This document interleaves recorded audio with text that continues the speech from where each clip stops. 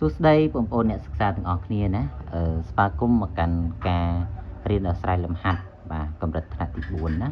អញ្ចឹងថ្ងៃនេះខ្ញុំមានលំហាត់ចំនួន6ខ្ទង់បាទដែលលើកចេញពីសៀវភៅគណិតវិទ្យាថ្នាក់ទី4ទំព័រទី9ណាអញ្ចឹងបងប្អូនបាទដែលនៅមានចម្ងល់បន្ទាប់ពីសិក្សានៅសាលារួចហើយប៉ុន្តែអត់ទាន់យល់បាទយើងមកសិក្សាទាំងអស់គ្នាបន្ថែមណាបាទលំហាត់នេះគឺតាក់ទងជាមួយនឹងការដោះស្រាយប្រភេទបាទដែលជាប្រភេទ2ស្មើគ្នាណាពាក្យប្រភេទដែលមានតម្លៃស្មើគ្នាបាទប៉ុន្តែខ្ញុំគួរតែបញ្យល់ខ្លះបាទហើយសង្ឃឹមថាពេលដែលបងប្អូនសិក្សាហើយបងប្អូននឹងអាចយកទៅដោះស្រាយលំហាត់បាទបញ្ហាសិក្សារបស់បងប្អូនបានណាបាទលំហាត់ទី1គេឲ្យយើងបំពេញប្រអប់បាទសកណាខ្ញុំលើកយកសកគេឲ្យប្រភេទ2ភាគ3បាទហើយគេឲ្យស្មើបាទស្មើនឹង2ភាគ3គុណនឹងប្រមាណបានស្មើ4ភាគ6ណា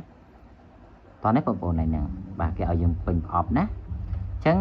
ងាយទេមិនពិបាកទេគ្រាន់តែបំពេញនៅក្នុងប្រអប់នេះបាទយើងបំពេញធ្វើម៉េចឲ្យតែត្រឹមត្រូវទៅ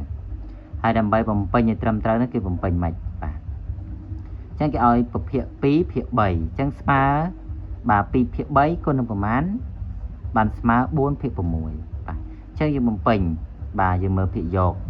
ខាងលើគឺហៅថាភាគយកណាខាងក្រោមគេហៅថាភាគបែងចំណាំណៃហ្នឹងណាបាទបងប្អូនអត់ស្គាល់ភាគយកភាគបែងទេស្ដាប់លោកគ្រូបញ្យល់អត់កើតទេណាអញ្ចឹងគ្រូបញ្ជាក់ឲ្យហើយខាងលើភាគយកខាងក្រោមភាគបែងអញ្ចឹង2បាទយើងគុណនឹងប្រអប់គេដាក់ឲ្យយើងបំពេញតើ2គុណប្រមាណមិនស្មើ4បាទងាយទេអញ្ចឹងបងប្អូនដឹងហើយ2គុណនឹង2មិនស្មើ4មែនទេអញ្ចឹងយើងដាក់2មក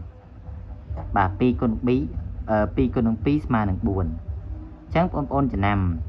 កាលណាភាគយកយើងគុណនឹង2ភាគបែងដាច់ខាតគឺត្រូវតែគុណនឹង2ដូចគ្នាណាអញ្ចឹងយើងគុណនឹង2មកបាទ2ដូចគ្នាណាតើវាត្រឹមត្រូវអត់អញ្ចឹង2គុណ2ស្មើ4បាទ3គុណនឹង2បាទស្មើប៉ុន្មានបង3 2ដង5 6អញ្ចឹងយើងបានប្រភេទបាទ4ភាគ6បាទប្រភេទ4ភាគ6នេះមានន័យថាវាមានតម្លៃស្មើនឹង2ភាគ3តោះណាបងប្អូនហ្នឹងបាទគេចង់បំលែងរូបភាពបែបហ្នឹងណាបាទបន្តមកទៀតអក្សរខ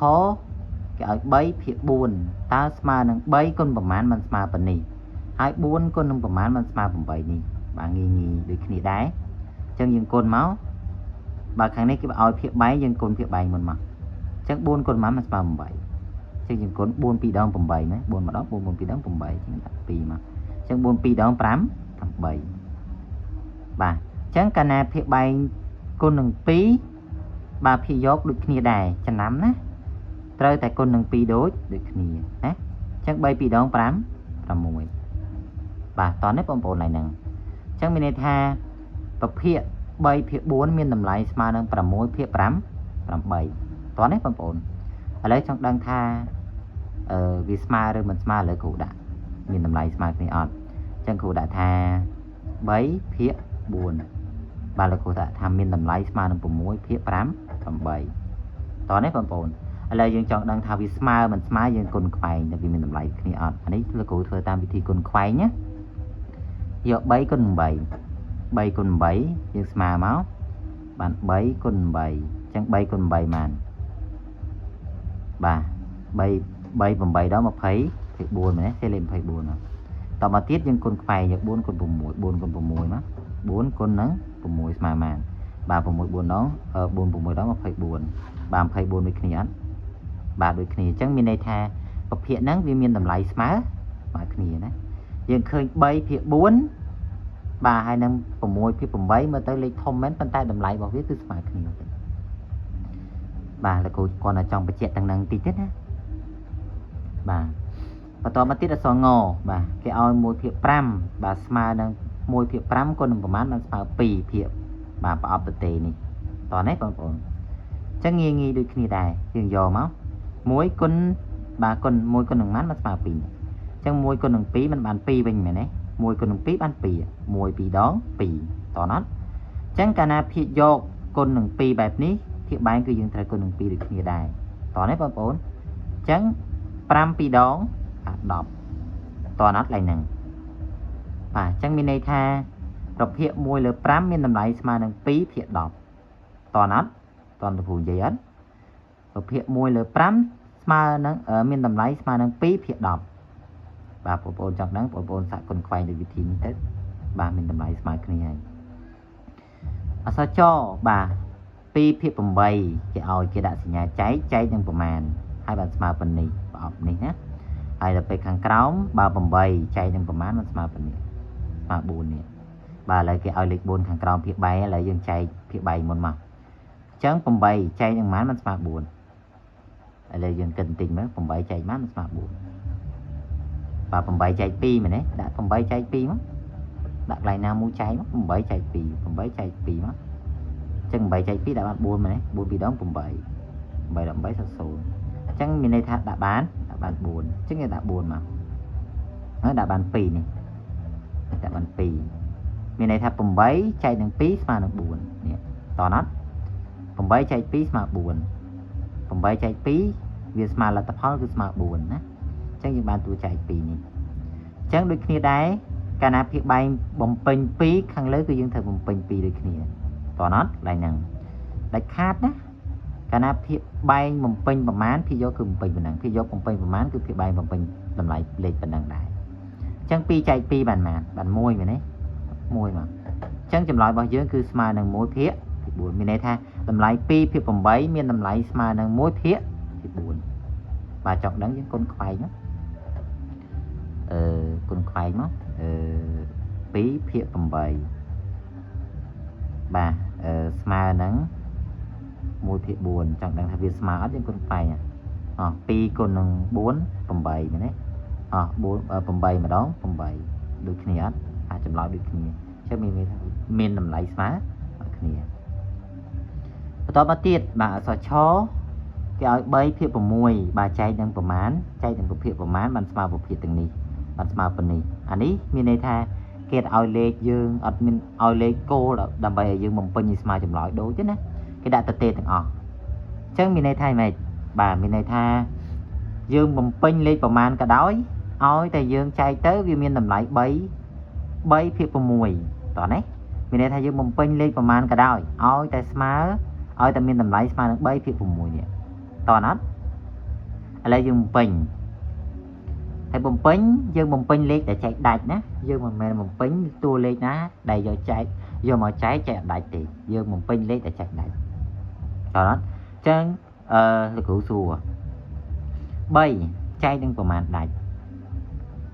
គិតទាំងអស់គ្នា3ចែកនឹង3មែនទេ3ចែកនឹងខ្លួនឯងអញ្ចឹង3ចែកនឹង3អញ្ចឹង3ចែក3ដាច់ទេណា3ចែក3បាទមានន័យថាវាចែកដាច់ហើយអញ្ចឹងកាលណាភាគបែងភាគយកចែកនឹង3ភាគបែងក៏ត្រូវចែកនឹង3ដែរតោះណាប៉ុន្តែលោកគ្រូបញ្ជាក់ខាងត្រង់នេះទៀតណាឧទាហរណ៍ថាលេខ3យើងចែកភាគយកដាច់ប៉ុន្តែយកមកអា3ហ្នឹងយើងដាក់បំពេញ3ដូចគ្នាអញ្ចឹងហើយយកមកចែកនឹងភាគបែងនេះយក6ចែក3វាចែកដាច់ឧទាហរណ៍អញ្ចឹងមានន័យថាលេខហ្នឹងយើងអត់បំពេញប៉ុណ្ណឹងយើងបំពេញធ្វើម៉េចបំពេញលេខណាក៏ដោយឲ្យតែលេខទាំងពីរហ្នឹងចែកដាច់ដូចគ្នាភាគយកក៏ចែកដាច់ភាគបែងក៏ចែកដាច់តោះណាបំពេញចែកលេខបំពេញលេខប្រមាណក៏ដោយលេខខុសពី0លេខចាប់ពី1ទៅឲ្យតែភាគយកក៏ចែកដាច់ភាគបែងក៏ចែកដាច់ដូចគ្នាអញ្ចឹងលោកគ្រូបំពេញ3មានន័យថាលោកគ្រូអាចចែកភាគយកដាច់ហើយ3ចែកនឹង3គ្រូបាន1មានន័យថាវាចែកដាច់ពាក្យថាចែកដាច់ហ្នឹងមានន័យថាម៉េចបងប្អូនទាំងអស់គ្នាបាទពាក្យថាចែកដាច់មានន័យថាយើងចែកទៅអត់មានសំណល់ទេលេខទាំងចែកទៅដកទៅសល់0ណាអញ្ចឹង3ចែក3បាន1បាទ6ចែក3បានម៉ាន6ចែក3 6ចែក3បានម៉ានបាន2មែនទេចឹងយើងបាន2 6ចែក3 6ចែក3បាន2ចង់ដឹងមិនច្បាស់យើងចែកថែម6ចែក3បាន2 2 3ដង6 0ឃើញទេចម្លើយរបស់វាគឺឃើញប៉ុណ្ណឹងហើយចង់ដឹងថាត្រូវអត់យើងយកនេះយើងយក1ភាគ2យកមកធៀបជាមួយនឹង3ភាគ6មកតើវាត្រឹមត្រូវអត់វាមានតម្លៃស្មើគ្នាអត់តោះណាធៀបដូចលោកគ្រូធៀបខាងនោះមិញឥឡូវចង់ដឹងថាវាស្មើលើគ្រូធៀបឲ្យមើលណា